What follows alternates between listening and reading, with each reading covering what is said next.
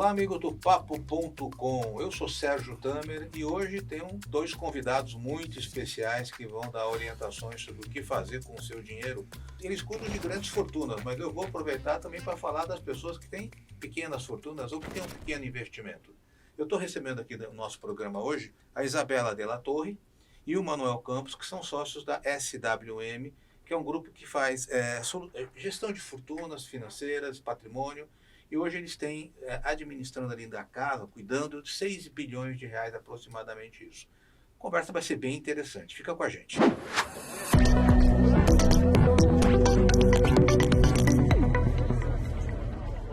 Bom, gente, vamos lá. O mercado está uma loucura, né? Tá crise lá fora, crise aqui dentro, reunião de taxa de juros. Como é que vocês estão vendo hoje o cenário econômico e de juros aí no Brasil? Bom, primeiro, bom dia. Prazer em estar aqui. Obrigado pelo convite, Tamer. Bom, o mercado, a gente está vivendo períodos aí de dúvidas, né, de incertezas quanto a juros, a inflação há bons meses, né?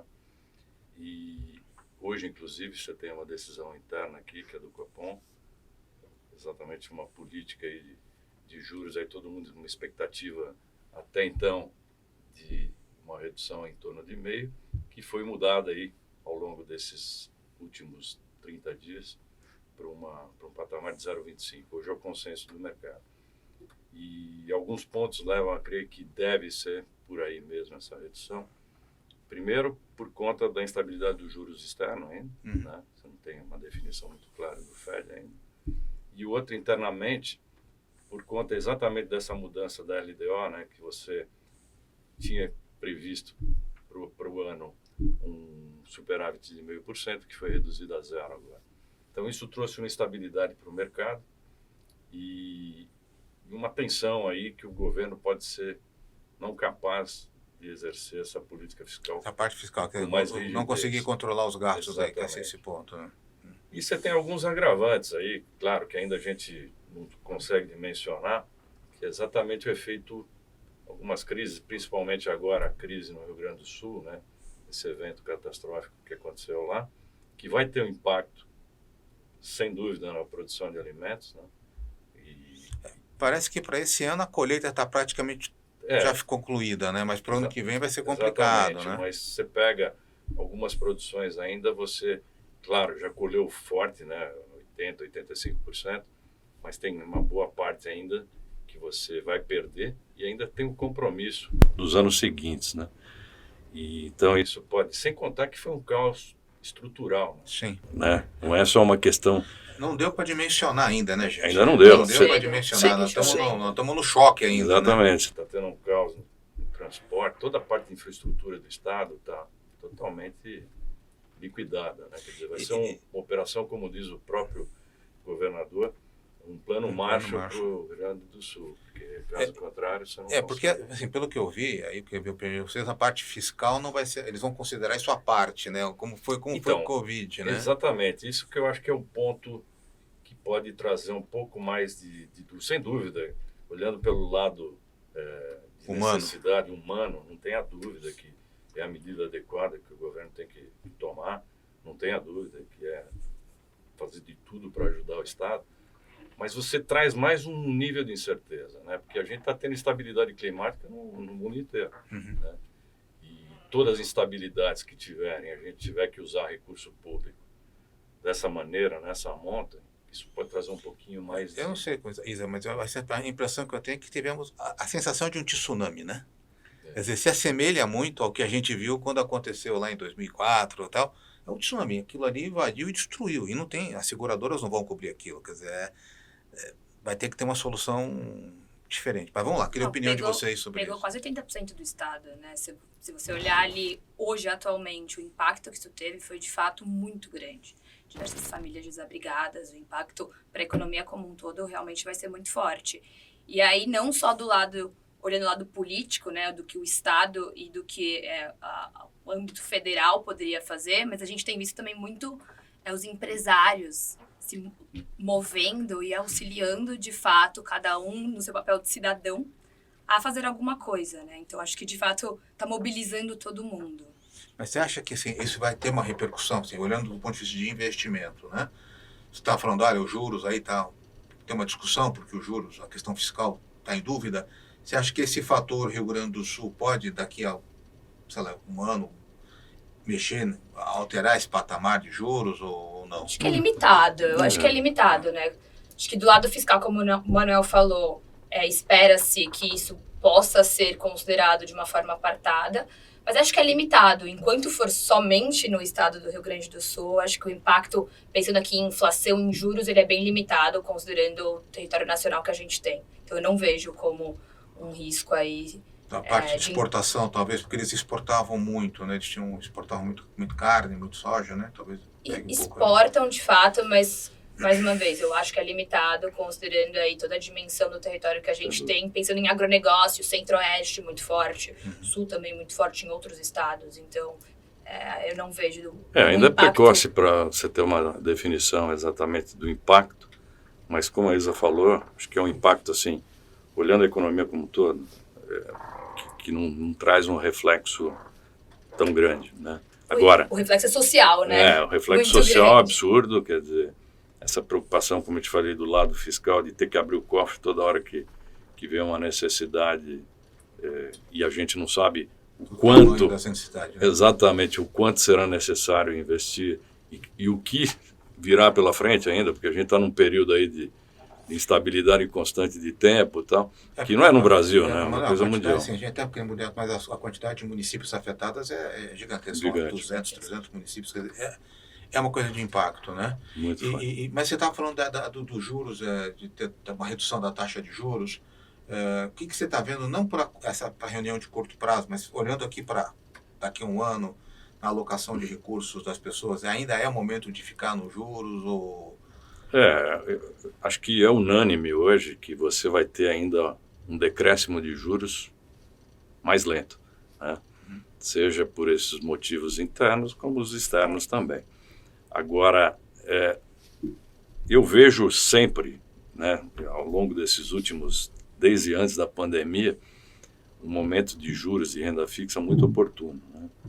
Primeiro lá que a gente teve uma taxa de juros, eu estou falando isso lá em 2020, uma taxa de juros que o Banco Central, prevendo ali uma deflação gigante, jogou os juros para um patamar de 2%, e aí você conseguiu naquele momento investimentos com inflação mais uma taxa de juros relativamente boa, né, em torno de 4%, 5%, e para todo cidadão brasileiro que viveu períodos inflacionários, né, por mais que a gente não tinha dimensão da pandemia, realmente não tinha, porque veio muito acima do que a gente esperou, mas era meio improvável, né, que dada aquela taxa de juros que a gente estava vivendo e o patamar de juros que um papel de primeira linha, né, um papel de corporativo triple A, um risco muito bom, ou um título público mesmo, né, só que aí no caso do título público perdendo a isenção, você tinha uma gordura muito grande, quer dizer, você teria que ter um período deflacionário muito intenso, muito grande, para você perder do investimento em renda fixa. Isso veio acontecendo ao longo desses anos, né? E depois com um agravante ainda maior, que a taxa de juros saiu a galope de 2 para 3,75. E, obviamente, isso foi natural, esse movimento das pessoas físicas buscando esse nível de conforto, até porque os ativos de risco acabaram tendo um período de performance um pouco abaixo do desejável, né? E aí o pessoal procurou exatamente esse conforto da taxa de juros, porque o patamar era muito grande, juro real muito positivo, né, beirando 6%, até às vezes acima um pouco de 6% em alguns momentos. E você vive esse período ainda, né? Claro que agora você tem uma expectativa de uma queda de taxa de juros. Você começa a vislumbrar, até porque hoje o mercado perdeu um grande componente que dava esse impulso também maior para a renda fixa, que são as emissões de títulos isentos, né? Limitou bastante. Limitou. Para você ter ideia, a gente chegou em momentos aí mais fortes aí de captação, a ter mais de 1 trilhão desses investimentos na indústria, né? Entre todos os títulos aí, LCI, LCA, CRIs, CRAS, debêntures e tal. E houve esse reenquadramento, né? E isso provavelmente deve cair, eu não tenho números exatos, mas em torno de 30% desse volume deve sair do mercado, e isso provavelmente vai ter uma acomodação. Tá? Essa acomodação, então, vai trazer, né, algum benefício para outros ativos, né? Um ativo que estava muito descontado ao longo do tempo. O que é ativo descontado? Ativo descontado, talvez eu acho que não usei a palavra mais correta. É um ativo que ficou com a performance aquém da taxa de juros por um tempo um pouco mais longo. E eu acho que agora pode ser uma oportunidade de, dado esse momento um pouco mais restritivo dos papéis isentos, o pessoal, os clientes, começarem a buscar alternativas de investimento. Só queria complementar um ponto em relação ao que o Manuel comentou da história e dos títulos de renda fixa, que não é de hoje que está realmente atrativo. A gente fez um estudo e nos últimos 20 anos, se você olhar o CDI médio, foi em torno de 9,5%. Se olhar a inflação média, foi em torno de 4,5%. Se você olhar todos os índices da economia, nenhum deles bateu IPCA mais 6% ao ano. Então, quando a gente pega, como o Manuel falou... Nem bolsa, nada? Um período longo, janelas de 20, longas, não. Longas, não. Se você olhar nos últimos 2 anos, obviamente que IPCA mais 6 perdeu, por exemplo, do CDI. Mas se você olhar em janelas longas, nenhum índice perdeu de inflação mais 6. Então, esse é um dado interessante, até quando a gente olha para o próprio investidor brasileiro, né? A economia, o Brasil é um país de investidores mais rentistas. Então, historicamente, você já tem, se você comparar com os Estados Unidos, se você comparar com a Europa, por exemplo, você já tem um perfil de alocação de recursos um pouco diferente. Exato. Então, além desses pontos que o Manuel colocou, se você pega uma alocação à inflação mais 5 de um título que a gente chama de AAA, né? Um risco-retorno mais seguro possível. Exato. Quanto está pagando o título público? IPCA mais 6, se tá você 6 olhar já, né? em torno disso. Uma B35 está pagando em torno de IPCA mais 6. B35 é um papel, né? O NTNB, desculpa. 35, é um título indexado à inflação. Emitido pelo Tesouro. Que é o risco, teoricamente, o menor risco soberano. Seria o risco do risco. Brasil não pagar. Exatamente. Então, quando você coloca ainda o benefício fiscal que a gente tem no Brasil, de isenção desses papéis, uma debênture de infraestrutura, um CRA, um CRI, se torna basicamente imbatível uma alocação a IPCA mais 6 ao ano líquido.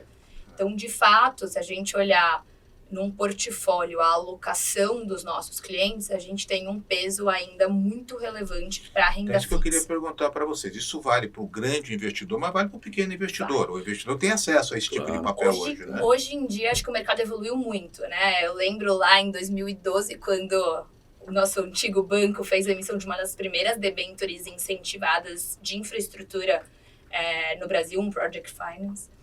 De fato, um projeto ali de uma empresa vindo a mercado, e de lá para cá o valor mínimo era alto. Era altíssimo. Você tinha uma restrição de 50 investidores com tickets médios altíssimos. E hoje em dia a indústria ela cresceu muito, principalmente nos últimos 6 a 8 anos. Só lembrando que isso aqui não é uma recomendação de investimento, porque a gente tem que sempre fazer o disclosure, porque apenas a gente estava tentando trazer para vocês aí que estão assistindo ideias, né? Então, do que... O Tamer, o que aconteceu, eu estou no mercado financeiro há 38 anos. Vai entregar a idade. Eu já peguei Começou muito menino. Comecei com 10 anos. E o que a gente viu ao longo desses anos, com algumas palmas aí para alguns grupos aí que trouxeram essa possibilidade, essa popularização do mercado financeiro, pelo menos nesses últimos 10 anos. Então você houve ali você conseguiu envolver muitos clientes que eram desassistidos. Desassistidos não porque não tinham condições até às vezes de investir. É que não tinha condições nem de ter uma conta por falta até de informações, né? E de 10 anos para cá, houve uma grande evolução no mercado financeiro. Educacional, né? Você popularizou bastante os investimentos, você conseguiu, num determinado momento, desbancarizar um pouco esses clientes, quer dizer, dar acesso a clientes que nunca tiveram possibilidade, e você trouxe uma concorrência super saudável para o mercado. Então, eu acho que tem um grande mérito hoje, já entrando um pouquinho do nosso lado e defendendo um pouco o nosso negócio hoje. Bom, eu vim institucional a vida inteira, né? Trabalhei em 2 grandes bancos por esses mais de 30 anos e tomei a decisão ali em 2019, final de 19, começo em 20, aí para um projeto independente. Por quê? Que primeiro a gente começou a perceber que houve uma adesão realmente dos clientes como um todo, não só os pequenos, como os grandes também. Os grandes começaram a acreditar, né? Não que eles não acreditassem, mas eles eram um pouco céticos ali a tomar uma decisão de ir para o independente, que para ele ter um bom nível de atendimento, ele tinha que ter um grande banco, um banco internacional de nome, alguma coisa do gênero. Bom, eu vivi os 2 lados. Eu vivi um grande banco nacional e um grande banco estrangeiro. E quando a gente tomou a decisão, o que a gente precisava naquele momento era, primeiro, eu não podia também largar o institucional de uma hora para outra, né? Então a gente tinha que ter uma placa. Então a gente se associou ali no primeiro momento a um banco, né? E esse banco deu todo o nosso suporte, mas a gente hoje tem toda a liberdade para trabalhar todas as áreas de negócio. De forma independente. Que era um grande problema que a gente via no mercado financeiro na época que a gente trabalhava em bancos. Todas as áreas eram integradas, mais ou menos, até a página 2 nessa integração. Por quê? Você tinha um negócio de investimentos, mas amanhã o cliente empresário precisava de um negócio dentro da pessoa jurídica dele, você recomendava o banco. O banco não fazia. E não que não fazia, mas existia um certo... Isso aconteceu comigo. Então, é exatamente o que você está me contando. Você tinha o investimento, aí você precisou de um suporte. De um suporte, ou de uma linha, ou de um... E você tinha que procurar um outro banco, um outro parceiro para tentar resolver o teu problema. Ou, quando esse problema vinha para o banco tomar a decisão, você perdia um pouco essa relação, porque afinal de contas você que era o meu cliente, né? E você, quando é PJ, você continua sendo o meu cliente. Só que naquele momento você quebra o laço, transfere o teu negócio para uma área de negócio independente, mas dentro do teu grupo, e você perde essa relação próxima que você tem, como você tem na área de investimento. Então a gente chegou a um determinado momento, e principalmente com o agravo das necessidades legais aí de controles, de conhecer o seu cliente no detalhe, muito mais informações pelas áreas de compliance dos bancos e tal. Isso chegou num ponto também que começou a ficar muito segregado, né? É o que eles chamam de... Ao invés de ser pró-business, passou a ser anti-business. Você ficou uma coisa extremamente burocrática, né? O pessoal chama aí o linguajar mais do mercado financeiro, o Chinese Wall aumentou muito, ou seja, essa parede que divide os negócios. Então, você começou a perder a possibilidade de ajudar o teu cliente. O cliente perdia a... E isso começou a trazer muito transtorno para a gente, né? E a gente viu nesse projeto de estar independente a possibilidade, até então era uma dúvida, a gente não sabia se ia dar certo, mas a gente imaginou, tendo suporte de algum grande banco, né? E você tem independência dentro do teu negócio, de criar áreas de negócio, você não perde.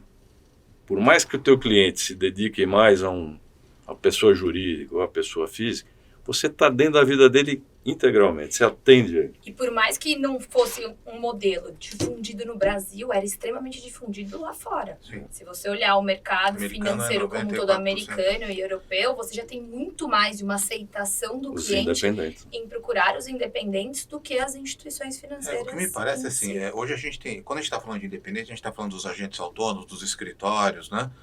Que estão hoje ou numa XP, ou no BTG, ou num Safra, ou numa outra plataforma que seja, né? Você deu acesso a uma pessoa física, né? Que não tinha acesso, porque eles aplicavam em banco, era CDB de banco, era mais limitado isso. Você tinha duas vertentes muito claras, né? Você tinha os institucionais, Sim, que eram os grandes bancos, né?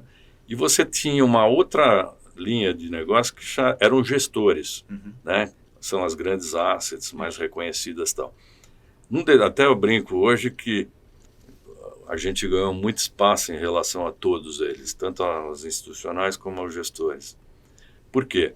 Porque num determinado momento os bancos eram líderes totalmente das relações. né? Não existia. Independência O era cliente muito estava poucos. diretamente lá, né? Você tinha poucos que se chamam aí escritórios de família, né? Um multifamily office ou Não, nós single estamos da family época do office. overnight. Exatamente. Ela não sabe o que é isso. No overnight, Exatamente. todo dia era reaplicar no banco. Exatamente. Quer dizer, não saía do banco, né? Era entrar e sair. Mas isso que era legal na nossa época, porque é o que eu acabei de falar. Essa proximidade com o teu cliente é que traz negócio. E o overnight a gente era obrigado a falar com o cliente todos os dias. E todo dia era uma briga, né? Porque todo dia o mercado subia, descia e tal.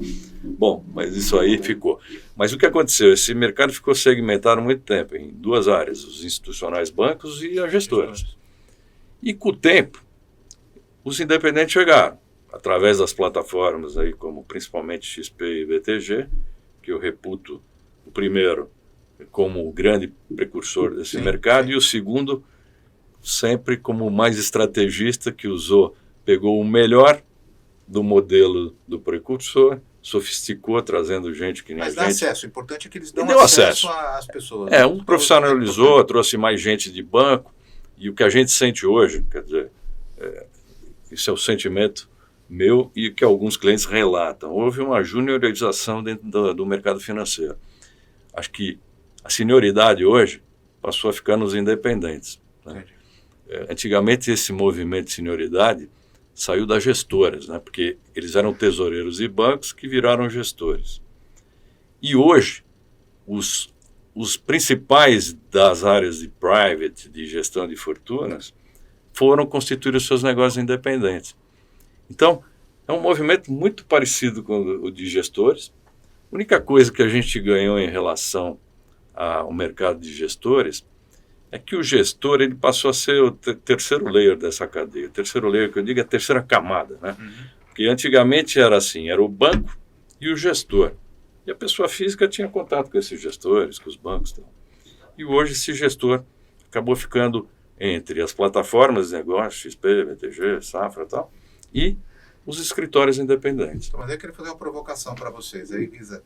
Porque assim, o cara que tem um patrimônio, a primeira coisa que você vai falar é o seguinte, onde é que eu vou colocar o dinheiro, né? Então eu vou no Bradesco, vou no Itaú, porque é a sensação de segurança, né? Hoje você tem alguns bancos que também te dão essa situação. O teu cliente hoje, quando vai operar com você, ele questiona aonde vocês colocam o recurso, qual é a segurança, tá? Porque a gente vê esses movimentos. Hoje tem 4 bancos grandes, né? Dos bancos grandes, o Safra seria um banco grande, mas o Bradesco, Itaú, Santander, Safra, Banco BTG, do Brasil, Banco do Brasil, Caixa. Né? Então, como é que é essa dinâmica do cara falar assim, tudo bem, eu confio em vocês e aceito a sua recomendação? Porque, no fundo, ele está passando... Vocês não cuidam só da parte do investimento, vocês cuidam de tudo da vida do cliente, não é isso? Eu diria o seguinte, um passo antes, né? Hoje eu tenho 2 modelos de negócio. Eu tenho uma assessoria de investimento, onde eu estou 100% no BTG Pactual, e eu tenho um modelo de multifamily office, que basicamente é uma gestão de fortunas e do patrimônio daquela família e daquele grupo econômico. Então, se eu estou no modelo do BTG, a custódia, ou seja, o investimento daquele cliente está no Banco BTG Pactual. Você fala, ele corre o risco do BTG? Não. É custódia. Hoje em dia, você só corre o risco daquela instituição financeira se você tiver um ativo de crédito daquela instituição financeira. Tá. Então, um CDB do Banco BTG, uma LF do Banco BTG. Então, você não corre o risco da instituição simplesmente por abrir uma conta e ter investimentos lá. Então, este é um ponto. É uma preocupação do cliente? Sim. Neste modelo da assessoria, isso é um mitigante, né? Hoje o BTG é o maior banco da América Latina, então esse risco, por mais que você corra risco de crédito, ele é extremamente já mitigado. virou risco sistêmico, a gente brinca, não é? Exato. Grande demais para quebrar, né? Exato. Então... Na outra vertente, que é o multifamily office, aqui eu de fato tenho uma liberdade para, sentando com o cliente, entendendo as necessidades dele, o perfil, ele me busca e procura o serviço de um multifamily office para eu ter um olhar muito mais amplo, 360 daquela família, não só do patrimônio financeiro das pessoas físicas, como também de toda a parte sucessória, de toda a parte de planejamento patrimonial, tributário, sucessório e também da pessoa jurídica. Então aqui eu tenho um olhar muito mais amplo. Você vai falar, poxa, mas qual que é a preocupação, né? Ele busca e pergunta sobre as instituições, aonde eu vou colocar. Aqui eu, de fato, trabalho com as instituições onde me agregam valor e me mostram produtos diferenciados. Então, uso, sim, alguns bancos. Eu não tenho aqui nenhuma restrição, eu sou, de fato, independente para fazer a gestão daquele patrimônio aonde é melhor para o cliente e aonde eu tenho oportunidades que, de fato, deixa eu só agregar um ponto aí que é importante. Apesar de hoje, diferente da época que eu comecei, né? Não, aí a Cris é mais recente. Mas, antigamente, quando você trabalhava dentro do banco, né? Estou falando coisas aí de 20 anos para trás, você tinha uma demanda totalmente vinda de produtos do banco. Você não tinha opção. Você estava no banco X, era só produtos do banco X. Houve depois, com o avanço do mercado, abertura um pouco maior. E mais recentemente, até porque os independentes estão aí, houve uma abertura um pouco mais ampla. Mas continua tendo um pouco de viés, ainda é pouco, bem menos do que foi no passado, mas ainda tem. Você imagine uma área que faz algumas emissões, que faz algumas originações e operações, eles tendem a dar preferências àquela distribuição. Eu não digo que eles obrigam, mas eles tendem a ser um pouquinho mais enfáticos naquela oferta. O independente, como a Isa falou, ele é absolutamente isento. Mas como é que você ganha dinheiro? Você ganha um feed? Você tem dois negócios. Tem dois modelos. Você tem um modelo que eles chamam de fee-based, que é você receber um pedaço, né, uma taxa, você cobra uma taxa para fazer a gestão, que pode ser discricionária ou a 4 mãos. Você tem os dois modelos. Depende um pouco do tamanho da carteira, né? Você pode dar um acesso maior para o cliente ou menor. E você tem um modelo tradicional, que é o modelo de banco, que é o modelo por spread. Então você tem lá uma emissão, essa emissão ela paga para o distribuidor um FII, e esse FII, no caso do banco, fica para o banco e ele remunera os banqueiros ali, os bankers, como um bônus, né? Então, e no nosso caso fica uma parte para o banco e uma parte... Você não indica um produto que você não acredita. Não. Porque assim, muitas vezes você vai chegar no cliente, isso que é uma coisa que os investidores falam, né? Você vê um fundo imobiliário rendendo uma baita de uma taxa no primeiro ano, no segundo não rende tanto e no terceiro é um mico. Você sabe disso, mas tem que desaguar. Veja bem. Vocês dão essa consultoria para o cara? Não. Veja bem, óbvio que a gente, principalmente no negócio independente, porque o cliente, para você ganhar confiança, demora 40 anos. E para perder, você vai em 40 segundos. Basta errar uma. Você errou uma e uma mais ou menos feia, acabou. A relação fica realmente ruim. E a gente viveu e vive na corda bamba o tempo todo. É problema de falta de critério para fazer análise? Não, não é. Pelo contrário.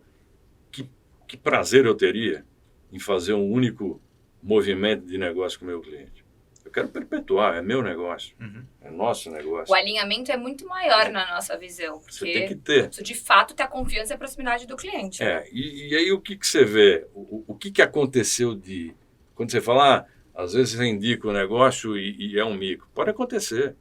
Quem previa em 2023 que uma empresa com risco AAA, como Americanas, com o nome desse, com os maiores acionistas, mais bem cotados na Forbes, maior fortuna do Brasil, pudessem trazer um transtorno, não só no papel deles, na indústria. Porque a partir daquele momento que você viu o impacto no papel você pegou, depois você veio o Light, você veio outras, e tudo que aconteceu ao longo do tempo é uma fragilidade jurídica. Aí você fala, mas é a imperícia da pessoa que alocou? Não. Eu estou alocando Tudo bem, tem várias análises que você pode fazer. Eu vejo o seguinte, a imperícia, se fosse imperícia da pessoa que indicou, os principais bancos brasileiros não tomavam o default que tomaram, né, de bilhões de reais.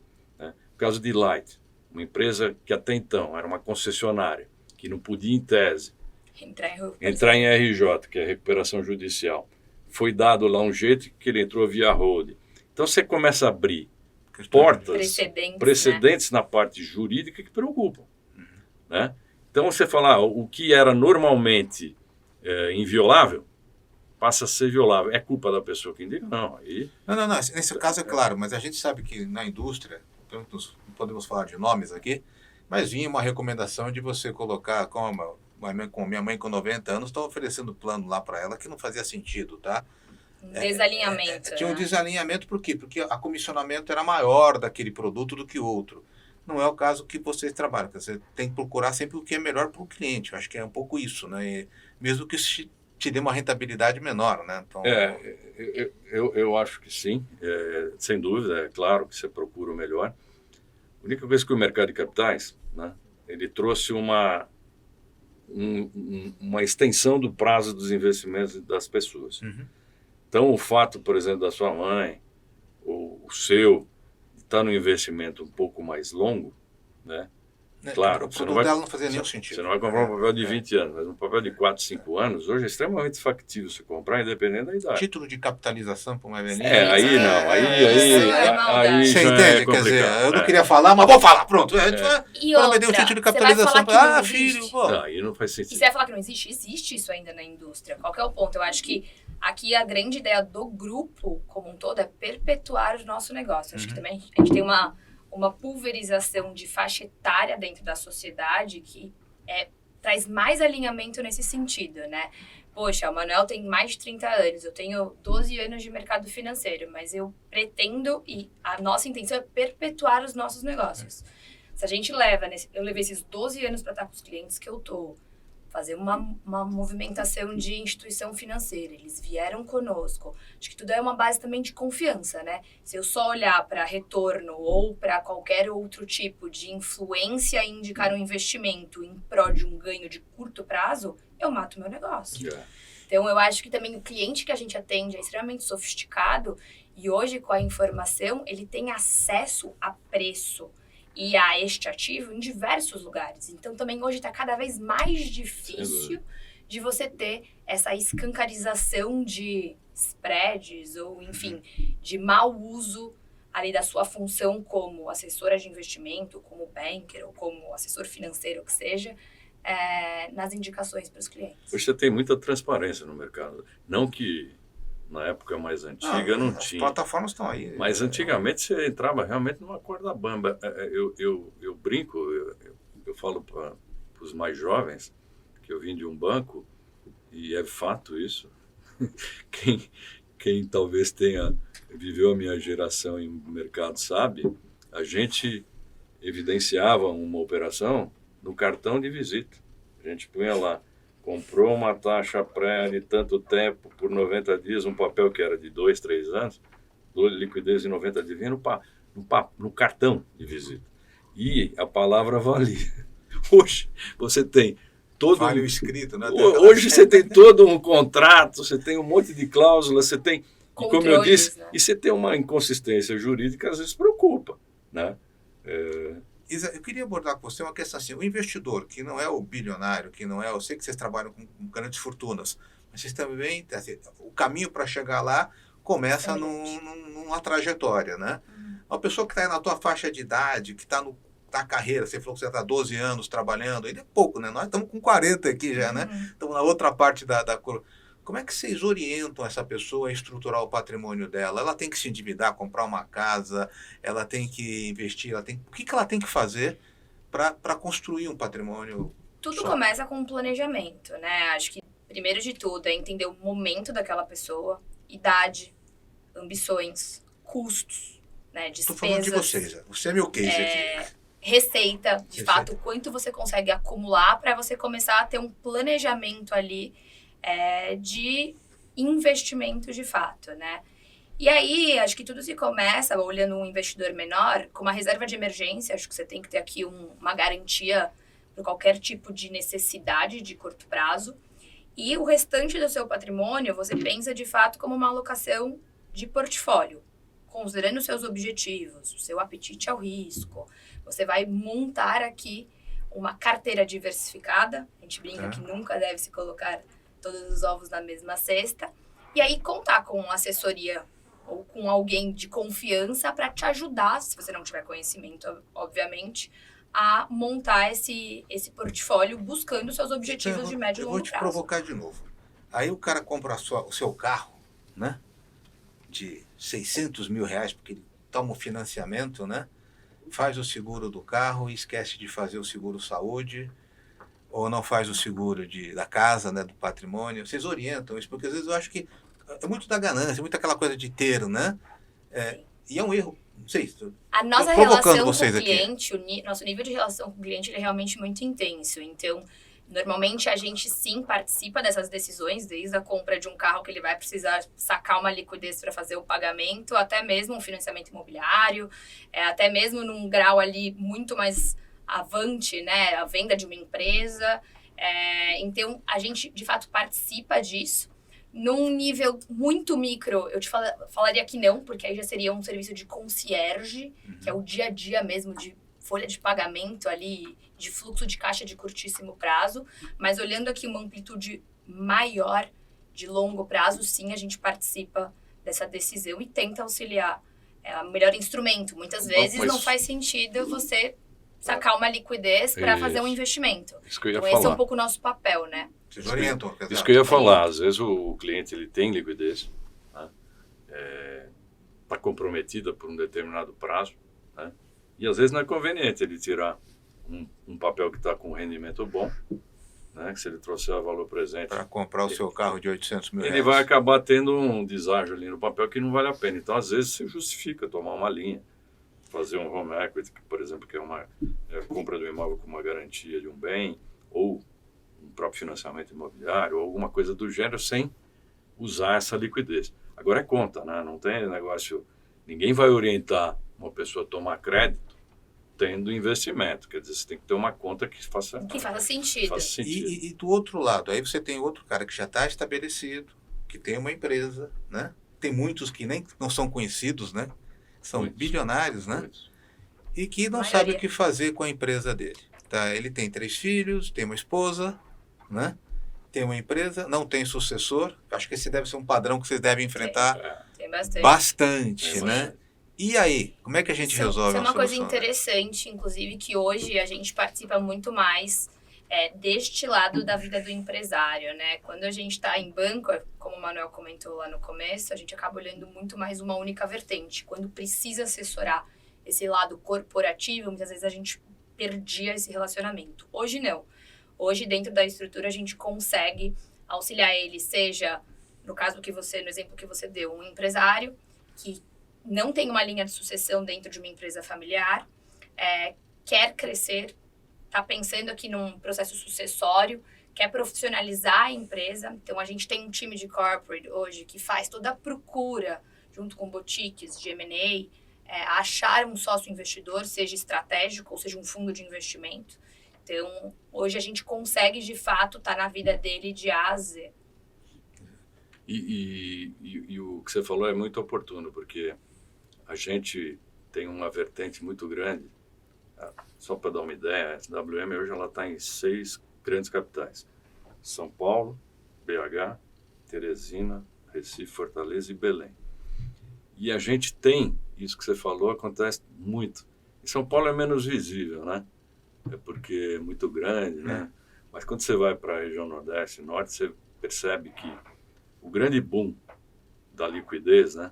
Apareceu desde 2007, que foi os grandes movimentos, os principais movimentos de venda de empresas, familiares e tal, aconteceu muito, e principalmente nessas regiões Norte e Nordeste. Então, o bolsão de liquidez lá hoje é grande, né? Tem muita gente com liquidez.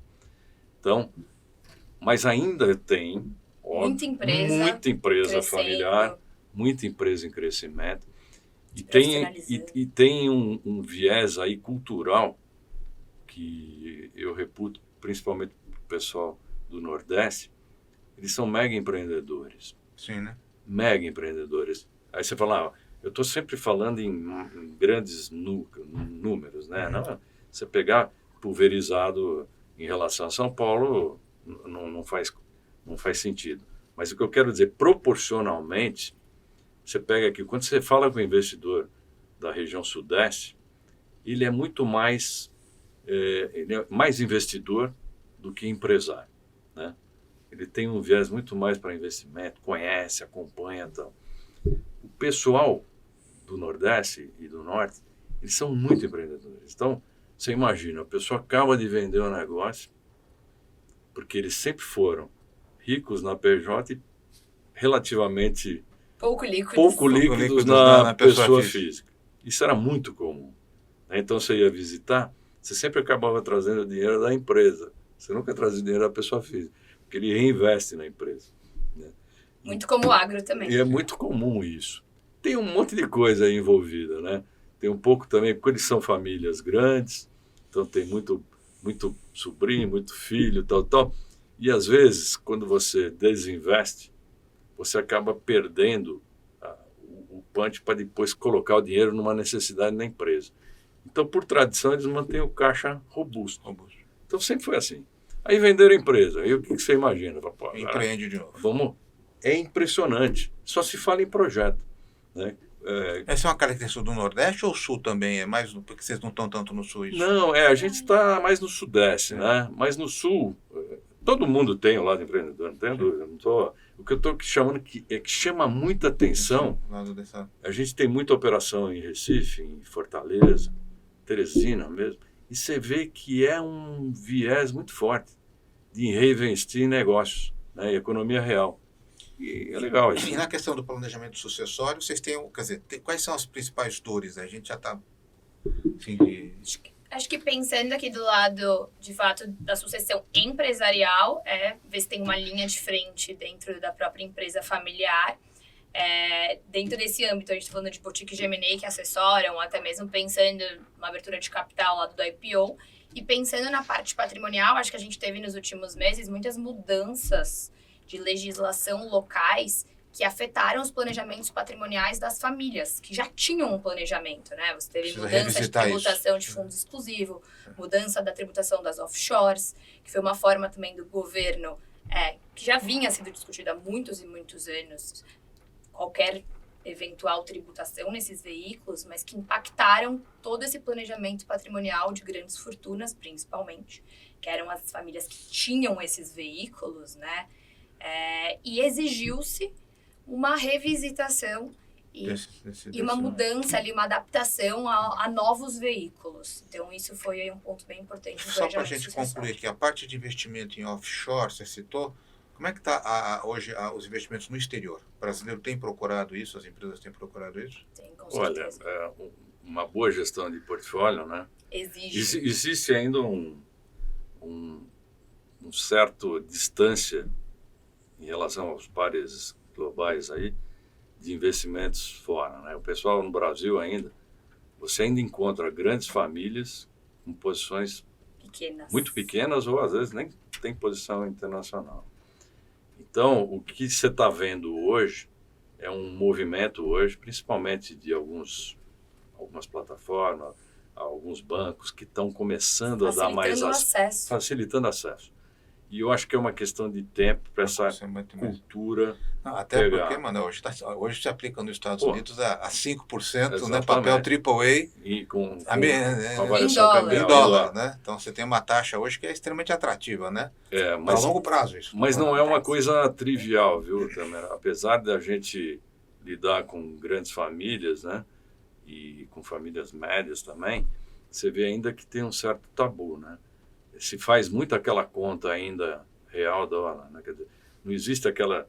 Porque quando você faz uma gestão e manda uma parte do recurso, você tem que pensar em dólar de um lado e em real do outro lado. É difícil ainda. Você começar a fazer um paralelo, estou ganhando, estou perdendo, você fica louco. Né? Então a ideia é você realmente pensar numa diversificação que não é só uma diversificação de investimentos, como uma diversificação de geografia, né? Você está num mundo aí que está tendo vários problemas aí geopolíticos. Eu costumo dizer, gente, que no mundo que vocês atuam, tem dois grandes problemas, o medo e a ganância, né? Quer dizer, a ganância é porque o cara olha para aquilo e fala assim, pô, vou botar todas as fichas ali, aí acho que cabe a vocês falar, não é por aí, vai com calma, né? E o medo que é o contrário, né? Poxa, mas caiu 1%, vou vender tudo que eu tenho, vou refazer. Acho que o papel de vocês está muito nessa coisa de gerenciar entre esses dois. O investidor tem um psicológico engraçado, né? É isso, é medo e ganância o tempo todo, né? Eu acho que acho que todo o pessoal na nossa área devia fazer um curso de psicologia. Tá vendo? Já fica opções aí para a gente fazer um treinamento. Porque você tem que ter mesmo. e é muito comum a pessoa... Ninguém gosta de perder. Isso parte do princípio que todo mundo pensa a mesma coisa. Agora, as pessoas esquecem o filme, né, quando perdem, e olham só o retrato. Então é muito comum isso, né? Eu discuto com famílias aí, que têm um desempenho ao longo dos 4, 5 anos fantástico. Só que o que acontece? Pega um determinado momento, um momento de marcação. Marcação mercado, para quem não conhece, é simplesmente trazer o título que ele comprou a uma determinada taxa à taxa do mercado. Naquele dia, né? Naquele dia. Quer dizer, é uma transparência, é a realidade dos fatos, diferente do que fazia-se antes, que era só, né, carregar uma taxa que não era de fato o valor que ele tinha naquele dia. Então, hoje, quando você faz isso e explica, fala, não foi nada, foi simplesmente uma marcação. Você ficar com o papel até o final, você vai ganhar aquilo combinado. Mas ainda são tabus que você tem que quebrar. As pessoas são movidas a... eu acho que tem dois pontos sensíveis na vida do homem, né? O primeiro é a vida amorosa, né? E o outro é a vida financeira. Os dois são muito sensíveis. Mas acho que por isso é tão importante o nosso conhecimento do cliente, para você poder adequar o que de fato encaixa no perfil dele, né? Então, acho que isso também é muito do nosso papel aqui enquanto tem que banker. educar, né? É que o cliente ele é extremamente arrojado quando o mercado é bom. Extremamente conservador quando o mercado fica ruim. O problema é que não dá tempo. Tem aquele amigo que fala, não sabe o que eu tô ganhando, não sei o que. Não dá tempo de você mudar. Quando eu trabalhava na Bolsa, Manuel, o pessoal falava assim, que o pessoal da Rede Globo não era bem visto lá, porque quando a Globo ia fazer matéria na Bovespa, era sinal de que já tinha chegado no ponto de venda. Né? Assim, a Globo está interessada. Então, para você ver como é que é um pouco isso. Mas esses movimentos da ganância, do medo, é uma coisa inerente ao investidor. Então, tem que procurar o equilíbrio sempre aí. Sem dúvida. E gente, queria agradecer demais a conversa com você, gente. Nós conversamos com a Isabela aqui de La Torre e Manuel Campos sobre investimento. Acho que tem muita coisa para falar. Cada assunto aqui dá para a gente se estender. E se você gostou aqui do nosso programa do Papo.com, curte, por favor, aí, se inscreve no canal e a gente volta numa próxima oportunidade para falar mais sobre investimentos. Até lá, gente. Obrigado, viu? Obrigada, Obrigado a você. Tamer.